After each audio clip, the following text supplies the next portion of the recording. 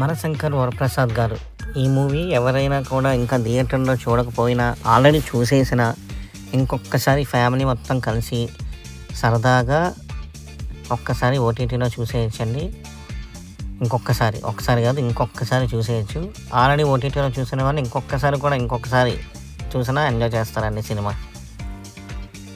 Already థియేటర్‌లో positive talk తెచ్చుకొని మంచి కలెక్షన్స్ వచ్చాయి. దాని గురించి మళ్ళీ నేను ఇంకొకసారి చెప్పాల్సిన పని అయితే ఏం లేదు. కానీ సినిమా ఆయన వింటేజ్ లుక్స్ కానీ, ఆయన కామెడీ, సెంటిమెంటు, యాక్షన్‌కి యాక్షను మామూలుగా లేదండి. సూపర్ సినిమా అసలు. అంటే చిరంజీవి అండి, అవుట్ అండ్ అవుట్ చిరంజీవి. మన చిరంజీవి గారిని అలాగా ఆయన యాక్షన్ చూస్తూ ఉండిపోవచ్చండి. ఆయన కళ్ళు అసలు రెప్పేయకుండా ఆయన చూసే ఉండిపోవచ్చు. మిగతా స్టోరీ, సాంగ్స్, డైరెక్షన్ ఇదంతా పక్కన పెట్టండి. చిరంజీవి గారి లుక్స్కి అలాగ ఆయన యాక్టింగ్కి, ఆయన లుక్స్కి మాత్రం అలా చూసుకుంటూ ఉండిపోవచ్చండి. అంత బాగుంది సినిమా, అంత యాక్షన్, అంత బాగా చేశారనమాట. అనిల్ రావుపూడి గారు అంతా చేయించారు.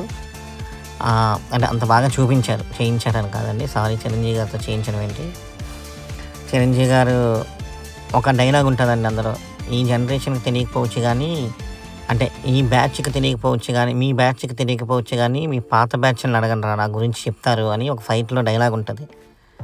అది నిజంగా ఇప్పటి యూత్కి ఉద్దేశించండి. అంటే ఇప్పటి జనరేషన్ వాళ్ళకి రీసెంట్ చిరంజీవి మూవీస్ చూసి వాళ్ళు పెద్దగా అంత చిరంజీవి ఇంతేనా అన్నట్టు అనుకుంటారు కదా.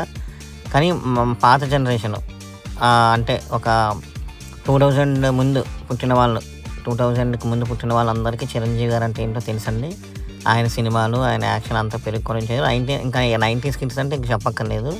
ఇంక 80s కిడ్స్ అంటే అంటే మొత్తం 3 జనరేషన్స్ కవర్ చేశారండి చిరంజీవి గారు.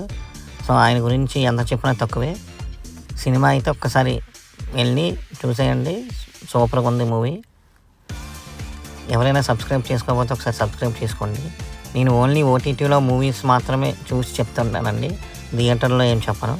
ఎందుకంటే థియేటర్లో నేను ఆ మూవీస్ పెద్దగా చూడండి, చూసినా కూడా నేను చెప్పాలంటే థియేటర్లో ఎందుకు చూడండి, మాకు ఇక్కడ యూఎస్లో చాలా ప్రైసెస్ అవన్నీ ఎక్కువ.